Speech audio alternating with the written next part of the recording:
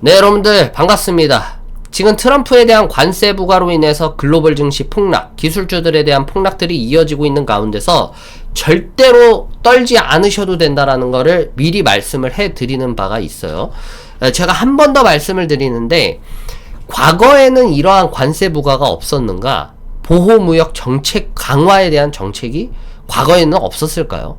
아닙니다. 2018년도 트럼프 일기 때 3월 달에 중국에 관세 부과한 적이 있고요.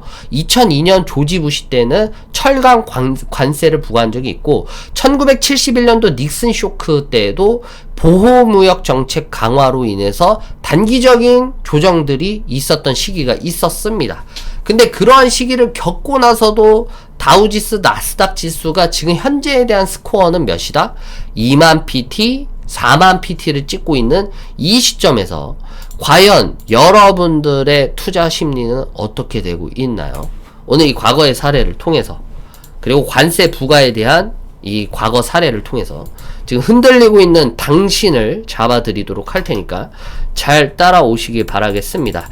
저는 일단 첫 번째로 2018년도 때로 넘어가도록 하겠습니다. 2018년도 3월로 넘어가면은 어떤 일이 있었냐면, 트럼프 1기 행정부에서 중국산 제품의 25%에 대한 관세를 부과하겠다라고 얘기했던 적이 있어요. 지금 이 뭐 차트만 봤을 때는 여러분들 이게 어디를 얘기를 하고 있는가 지금 잘 안 보일 텐데, 여기 말하고 있는 거예요. 여기 지금 보시게 되면은 여기 부분입니다. 이때가 3월달 라인이에요. 보시는 것처럼 이때가 3월달이다. 관세 부과하겠다. 미국에서 중국으로부터 25%에 대한 관세 부과하겠다라는 소식이 여기서 들리기 시작을 한 겁니다. 그래서 이때 당시 몇 PT까지 빠졌는가? 이렇게 급락이 몇 PT까지 나왔냐? 거의 대략적으로 7600PT에서 6800PT까지 뺐으니까 600에서 700PT가 여기서 빠져버리는 거예요.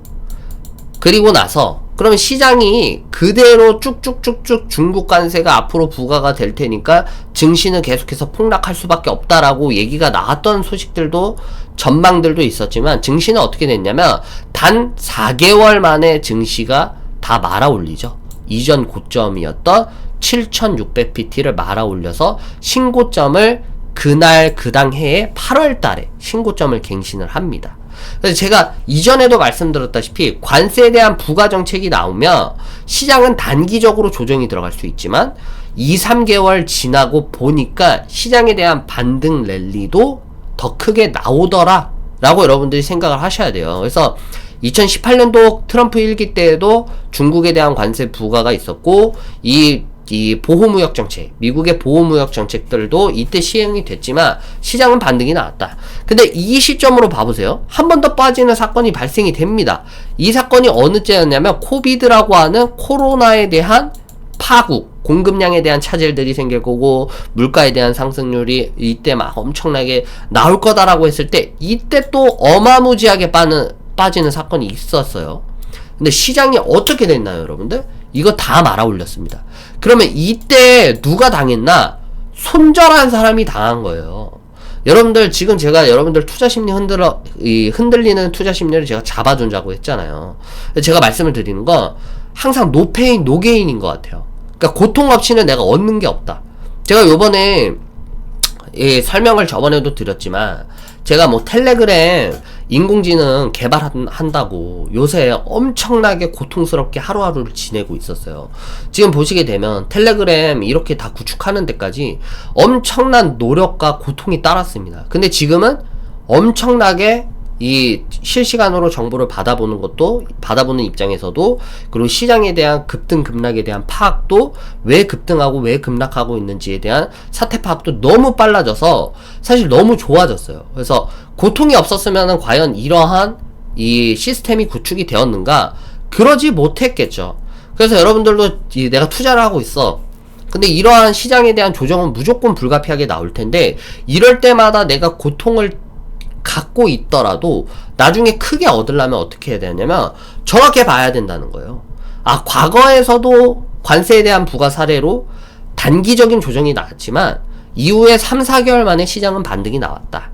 근데 2019년도 때 코비드 19에 대한 공급망 차질로 인해서 이때 오버스럽게 빠졌어요. 저는 이게 페이크 아웃이라고 생각해요. 이때 당시가 저는 페이크 아웃이었다. 그러니까 사람들은 몰랐죠. 이때 당시가 뭐 어떻게 시장이 그리고 공급량에 대한 차질들이 어떤 식으로 우리에게 닥칠지 모르겠지만, 새로운 바이러스로 인해서 시장에 대한 공급량이 차질이 빚으면 슈퍼 하이퍼 인플레이션이 이때 올 수밖에 없다라고 막 찍고 까불어가지고 시장이 붕괴가 되는 사건이 이때 터져버리는 거죠. 그럼에도 불구하고 시간이 지나 보니까 2020년도 지나고 2021년도 지나니까 시장은 어떻게 됐나요? 지금 찍고 까불었지만 시장은 보란듯이 올랐죠. 최종국적으로 우리가 아까 봤던 사이클은 여기였어요.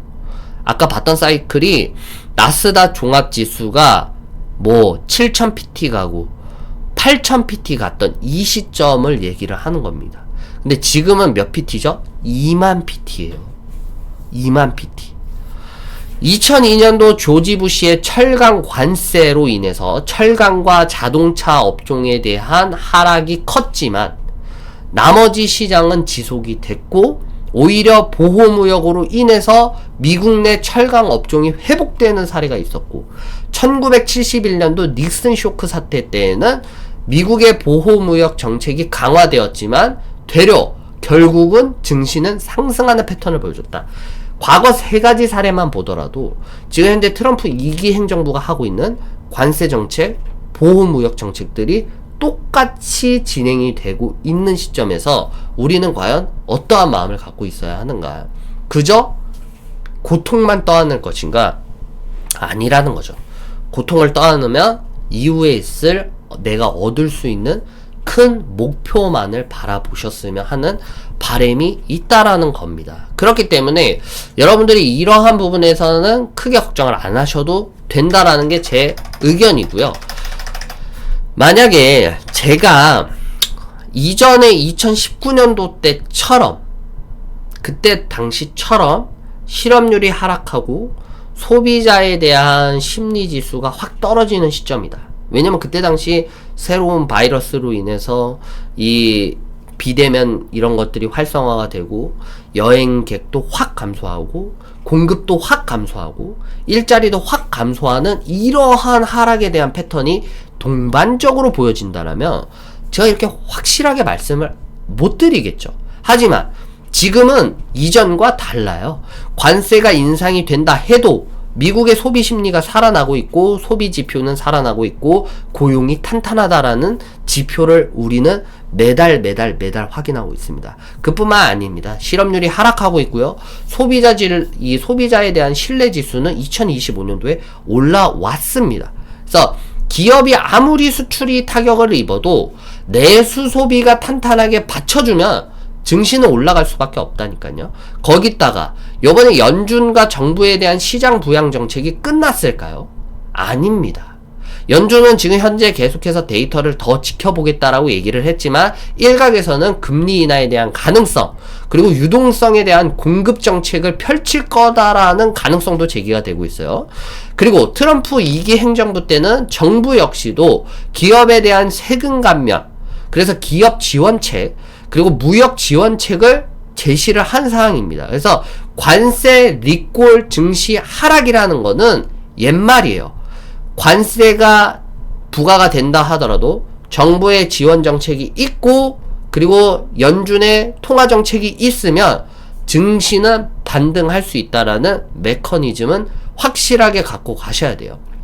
그래서 이럴 때일수록 우리는 조금 더 정신을 차려야 됩니다. 그래서 단기적인 조정 가운데서 내가 어떤 걸 사야 하는가라고 하시는 분들은 에너지 원자재 있잖아요. 관세 인상이 되면 리콜, 인플레이션 상승에 대한 우려감으로 인해서 원자재 가격이 상승한다라는 공식이 적용이 되면 엑슨모빌과 쉐브론과 BHP 같은 이런 에너지 원자재 기업에 매수하는 방향도 있고, 아니면 지금같이 국방, 우주산업이 계속해서 성장과 지원 정책을 받고 있어요. 그래서 제가 작년도에는 로켓랩이라는 종목을 추천했던 것처럼 로키드 마틴, 레이시온, 로켓랩 같은 것들도 주목을 하셔도 되고, 그리고 지금 당장 반도체에 대한 업종들이 죽어가는 것처럼 보여요. 당장은 진짜 죽어가는 것처럼 보입니다. 과거는 안 그랬을까요, 여러분들? 과거는 이런 사례가 없었냐고요. 늘 있었어요. 2014년도 이럴 때 고점 95불 찍고 나서 뭐 80불까지 떨어졌을 이때에도 실적에 대한 선반영이 됐다, 이미 주가에 대한 반영이 끝났다, 뭐 엔비디아에 대한 매출 흥행 신드롬은 여기서 멈출 거다 라고 얘기를 했었지만 2025년도에 보란듯이 신고점 152불을 또 찍었습니다. 거의 한 70% 60%에 대한 상승률을 보여줬고요. 이전부터에 대한 이러한 조정 사이클은 늘 있었어요. 뭐 엔비디아 뿐만 아니라 뭐 넷플릭스도 마찬가지고 과거에 뭐 여러 가지가 있죠. 뭐 월마트 같은 경우에도 중간중간마다 조정이 있었지만 지금은 신기록을 계속 찍고 있고, 애플 같은 것도 마찬가지고, 지금 소프트도 마찬가지고, 여러분들 뭘 고민을 하는 거예요, 지금? 나는 지금 당장 만약에 예를 들면 뭐 투자를 해야 된다라고 얘기를 한다라면 절대로 여러분들이 하시지 말아야 될 것도 있어요. 그게 뭐냐면은 최근 들어서 이걸 방송에서 말씀을 드릴까 말까 했는데 사진을 제가 어디 복사를 해놓은 게 있는데 이거죠. 요새 들어서 뭐 트럼프에 대한 뭐 비축 통화 해가지고 트럼프 대통령이 가상화폐 전략 비축을 추진하겠다라고 밝히고 있다라고 얘기를 하면서 또 크립토 시장이 또 까부작 거린단 말이에요. 근데 내가 만약에 주변 사람들 중에서 나 1억 있어, 5천만원 있어, 1000만원 있어, 아니면 뭐 500만원에서 300만원 있다라고 얘기를 하면 나 코인 할까 해 라고 하는 사람한테 무조건 얘기하는 건 물려도 죽어도 미국 주식에 물리고 죽어라 라고 얘기를 합니다. 물려도 죽어도 무조건 코인 시장에서 물리고 죽지 말고 한국의 삼성전자, SK하이닉스를 쳐물려서 죽더라도 차라리 주식 사라 라고 얘기를 합니다. 왜? 한국 증시는 코리아 디스카운트 때문에 너무 매력적인 가격이 계속해서 진행이 되고 있고, 미국 증시 같은 경우에는 트럼프에 대한 강한 자신감이 전 있어요. 근데 도대체 왜 도널드 트럼프가 가상화폐에 대한 전략 비축을 막 이렇게 얘기를 할까라고 얘기를 하는데, 저는 이거는 미국의 사기라고 봐요. 미국의 사기라고 본다. 그러니까 이 비트코인을 애당초부터 누가 만든지도 몰라요. 나카모토 사토시는 뭐 이게 진짜 있는 사람인지도 모르고 이게 진짜 누군지도 모르지만 이게 미국에서 만들어진 거 아닌가, 전 그렇게 생각이 들어요. 왜냐면은 뭐 미국의 국가보안국이라고 하는 NSA, 뭐 CIA에 대한 개입 가능성은 옛날에서부터 있었고요. 예전에 뭐 초기 대량 채굴이 이 미국의 국가보안국이라든지 CIA에서 같은 미국 정부기관으로부터 이루어졌다는 추측도 나왔던 바가 있어요. 그래서 사토시 나카모토라의 정체가 불분명하다는 것도, 이 암호화라고 하는 이 기술도 애당초부터 미국 정부기관에 연구된 기술과 유사하다는 점이 비롯된 것도 저는 그렇게 생각이 든다라는 생각이 있어요. 그래서 왜 이렇게 트럼프가 왜 비트코인을 밀까? 진짜로 얘를 비트코인을 이제 대체 자산으로 쓸 수 있는가 라고 얘기를 하면은 이게 정말 불가능한 얘기예요. 진짜 불가능한 얘기입니다. 왜냐하면은 이게 만약에 비축 자산으로 된다라고 얘기를 하면은 비트코인에 대한 변동성이 이렇게 크면 안 돼요. 예를 들면은 뭐 금가치, 뭐 아니면은 채권 가치, 이거를 내가 갖고 있다라고 하더라도 이게 나중에 경제가 위험할 때 경제에 대한 안정성을 보장을 하고 위기 때에도 사용을 할 수가 있어야 되는 게 이 리저브 액셋이라고 하는 비축 자산에 대한 개념 아니겠습니까, 여러분들? 그렇잖아요. 우리가 금을 많이 사놓은 이유가 뭐예요? 한국 경제가 옛날에 엄청난 위기를 맞았을 때 왜 위기를 맞았냐? 금 보유량이 너무 낮았기 때문에 위기를 맞은 거예요. 그렇기 때문에 비축 자산을 많이 비축해 둬야 된다라는 게 한국의 경제 위기 때 그때 나온 게 금 보유액을 늘리는 사태가 거기서부터 시작이 된 거죠. 그러면 이 리저브 에셋이라고 하는 비축 자산은 금과 같은 정말 안전하고 변동성이 적고 유동성이 높고 또 신뢰도가 높은 자산이어야 하는데, 그 비트코인은 어떻죠, 여러분들? 변동성이 진짜, 이런 말 해서 죄송하지만 존나 심해요. 이게 존나 심하다니까요. 이게 도대체 뭔지도 모르겠고, 아직까지도 공부를 해도 뭐 블록체인이니 뭐 암호화폐니 이 지랄을 해도 뭐 중국이나 북한에서 막 해킹하잖아요. 라자루스인가 빗자루스인가 하는 애들도 이번에 뭐 바이비트 거래소에서 뭐 이더리움인가 뭐 거시기를 겁내게 해킹을 했다면서요. 아니 난 도대체 이해가 안 가는 거예요. 양자에 대한 컴퓨터가 아직 그러니까 아직 이제 출시되고 있는 이 시점인데, 양자 컴퓨터가 없어도 북한의 해킹으로 인해서 2조 원 가량의 암호화폐가 다 해킹이 돼버려서 전부 다 현금화를 했다면서요. 라자루스인지 빗자루스인지 하는 것들한테도 털리는 게 뭔 놈의 비축자산입니까, 여러분들? 아니 암호화폐면은 안 털려야죠. 가상화폐면은 진짜 안 털려야 됩니다. 보안성이 그만큼 철저해야 되는데, 여러분들 금 털립니까? 여러분들 집에 갖고 있는 금이 도둑들이 맨날 닥쳐가지고 막 다 훔쳐가고 막 그래요? 아니죠. 달러 여러분들 신뢰 못합니까? 모든 기축통화국이 달러, USD 달러로 진행되는데 달러를 왜 못 믿어요? 국채를 못 믿어요? 아니죠.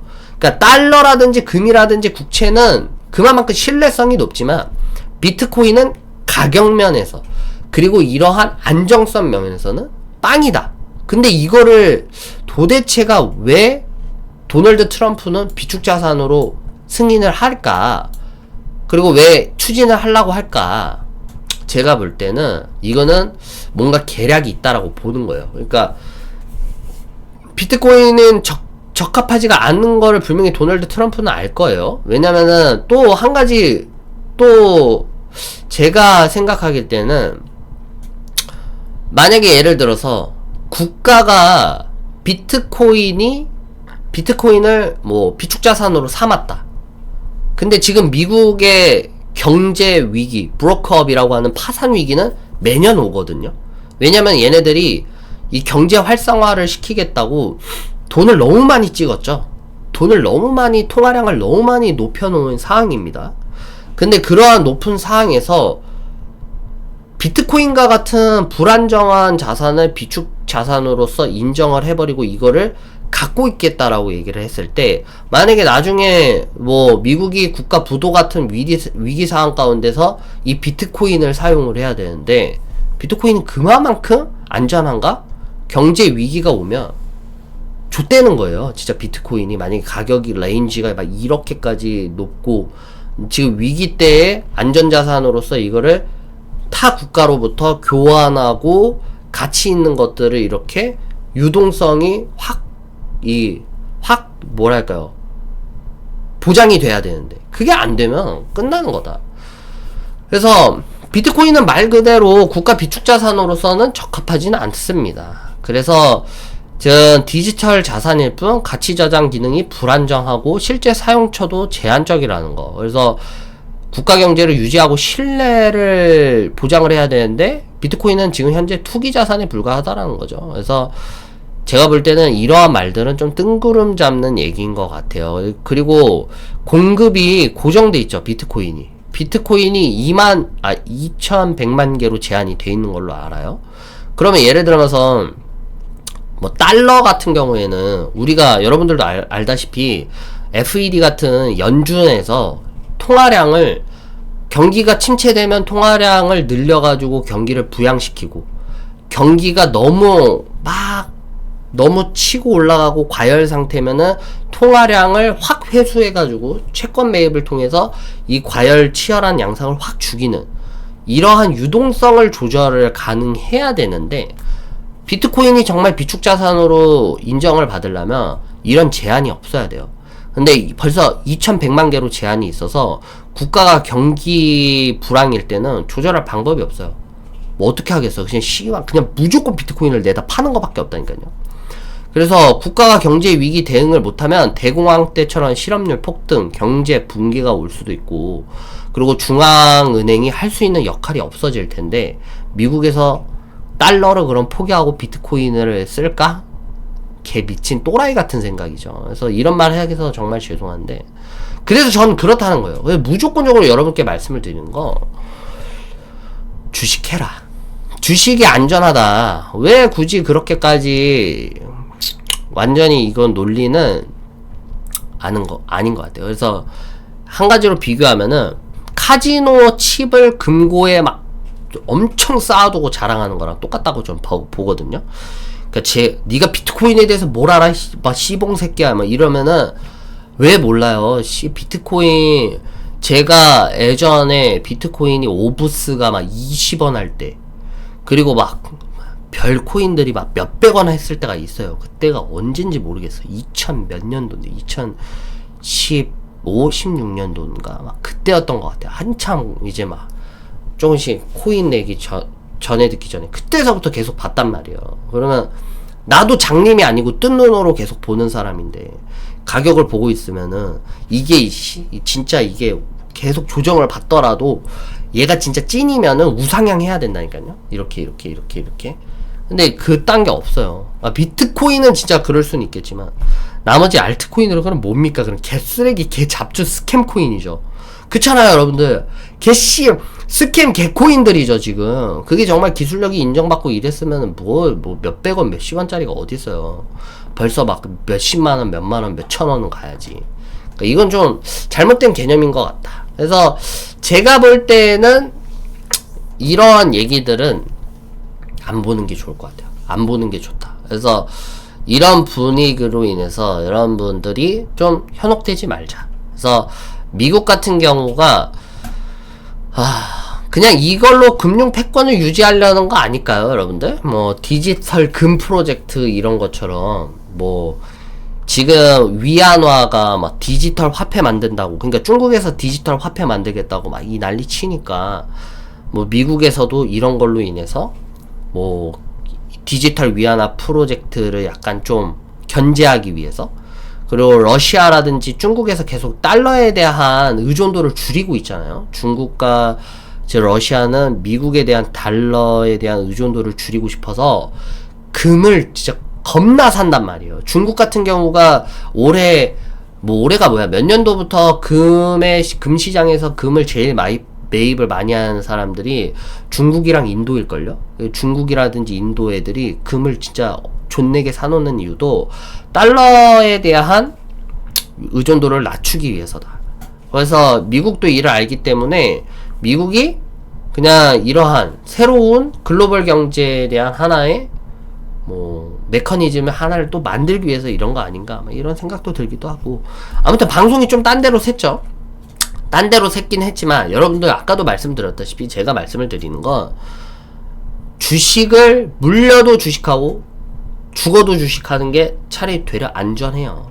그래서 안전하고, 이러한 부분으로 인해서 여러분들이 오늘 봤던 과거 사례, 뭐 잡소리가 길어져서 도대체 어디까지 얘기를 했는지도 기억이 안 나지만 2018년도 때 관세 부과가 있었다. 3월 달에 관세 부과가 있었고, 또 2018년도 당시에는 연준에서 금리 인상을 하는, 4번의 금리 인상을 하는 이러한 연준의 금리 인상에 대한 정책들도 있었지만 시장 경제는 살아난 것처럼 이 기술주들에 대한 중심으로 조정세가 들어오고 나스닥에 대한, 다우에 대한 조정세가 현재는 들어오고 있지만 장기적으로 좀 보자라는 거죠. 장기적으로 좀 봐서 무조건적으로 상승할 수도 있다라는 점도 여러분들이 무시하면 안 되고, 소비시장 경제 심리가 코비드-19 때랑은 달라요.